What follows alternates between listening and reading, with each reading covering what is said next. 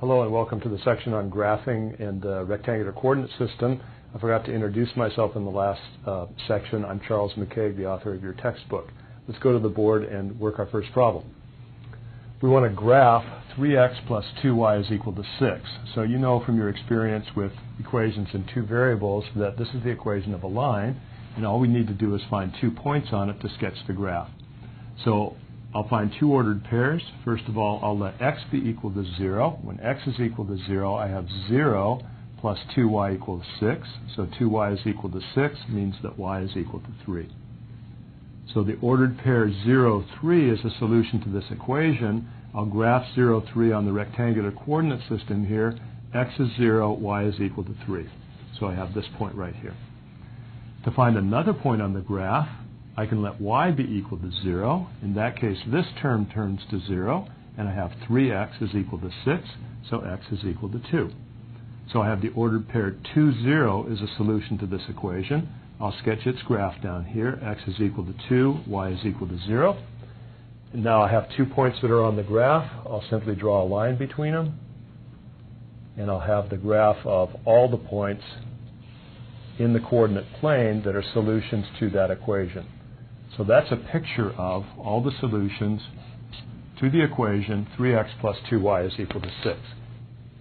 So when we graph straight lines, we need to find at least 2 points on the line to be able to sketch the graph of the line. Sometimes we find a third point just for insurance, but since I have the intercepts right here, I'm pretty confident that that is the correct graph. Let's look at the graph of a parabola. Our next equation is y is equal to x plus 2 quantity squared minus 4. I know from my experience with equations in two variables that this will be the graph of a parabola. It will have a vertex at x equal negative 2, y equal negative 4. It's the opposite of that number for the x-coordinate of the vertex and that number for the y-coordinate of the vertex. So the vertex is at the point x equal negative 2, y equal negative 4. So I'll sketch the graph of the vertex on my coordinate system. X is equal to negative 2, y is equal to negative 4. So it's that point right there. I know because this coefficient is 1 that this graph will have the same shape as y equal just x squared.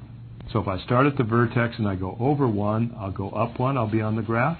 If I go over 2, I'll go up the square of that, which is 4.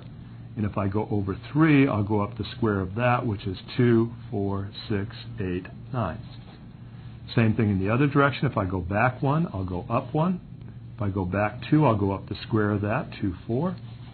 And if I go back 3 from the vertex, I'll have to go up 2, 4, 6, 8, 9.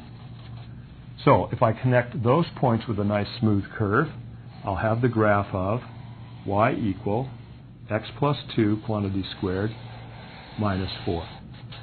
Now I hope that's not making too much noise in the microphone right there, but that is the graph of this equation right here, and any shape that looks like that or that shape is the graph of a parabola. So equations in two variables where x is squared and y is to the first power like this right here will have graphs whose shape is a parabola. Let's look at our next problem. We want to find the distance between the points 3, 7 and 6, 3. So I know from my distance formula, the distance between any 2 points, x1, y1, and x2, y2, is going to be x1 minus x2, quantity squared, plus y1 minus y2, quantity squared. However we write the formula, though, the point is that we're going to take the difference of the x-coordinates, square what we get, the difference of the y-coordinates, square what we get, add those two quantities together, take the square root of that result, and that's the distance between those 2 points. So in this case, that's going to be the square root of the difference between 6 and 3 is 3, quantity squared. The difference between 3 and 7 is going to be negative 4 or 4. It won't make any difference, squared. So I end up with square root of 3 squared, which is 9, 4 squared, which is 16. 9 plus 16 is 25, the positive square root of which is 5. So I did a little shortcut here. When I took these differences, I just asked myself, what is the difference between 3 and 6 or 6 and 3? Whether I say 3 or negative 3, when I square it, I'm still going to get 9. and then the difference between 7 and 3, that's going to be 4 or negative 4, depending on the order I subtract in, but still when I square it, I end up with 16. So the distance between these 2 points is going to be 5, and if we graph those on a coordinate system, you'd see that that would be 5.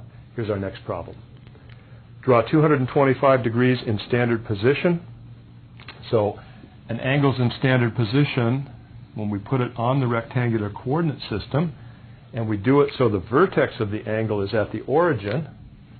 Here, the initial side of the angle is along the positive x-axis, so that's the x-axis. Here's the y-axis. And then the terminal side goes out from there. So 225 degrees in standard position. This is 90. This is 180. This is going to be 270 down to here, halfway in between that. 45 degrees past 180 is going to be 225 degrees. So you can see this part right here is 45 degrees.